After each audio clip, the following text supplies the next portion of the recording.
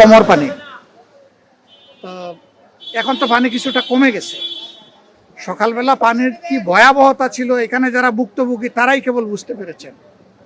এর অনেকগুলা কারণ আছে, কিন্তু এই কারণের পিছনে মূল কারণ মানুষের লুটপাট, দুর্নীতি, চুরি, অসততা এবং সমাজের প্রতি যে দায়বদ্ধতা জনপ্রতিনিধিদের, এইটা যুগে যুগে পালন করা হয় নাই বলে আজকে এই দুর্গতি। এটা দূর করতে হবে।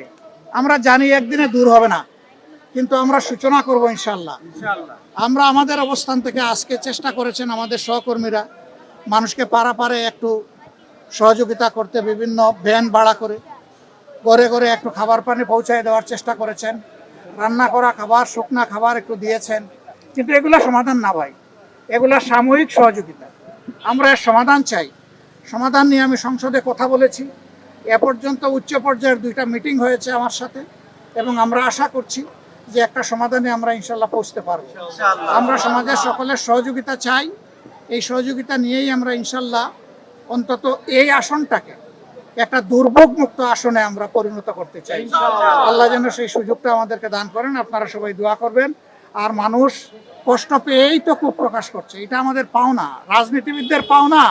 যুগে যুগে আমরা তাদের সাথে যে আচরণ করেছি, এই আচরণের কারণেই আজকে এই ক্ষোভ। এই ক্ষোভ তখনই মিটবে যখন তারা দৃশ্যমান কোনো উন্নয়ন দেখবে, এই সমস্যার যখন দীর্ঘস্থায়ী সমাধান দেখবে, তখন এই ক্ষোভটা মিটে যাবে ইনশাল্লাহ। এটা থাকবে না, তখন এই ক্ষোভটাই দোয়ায় পরিণত হয়ে যাবে। আমরা সেই দোয়া এবং ভালোবাসার জায়গা তৈরি করতে চাই। আপনারা দোয়া করবেন।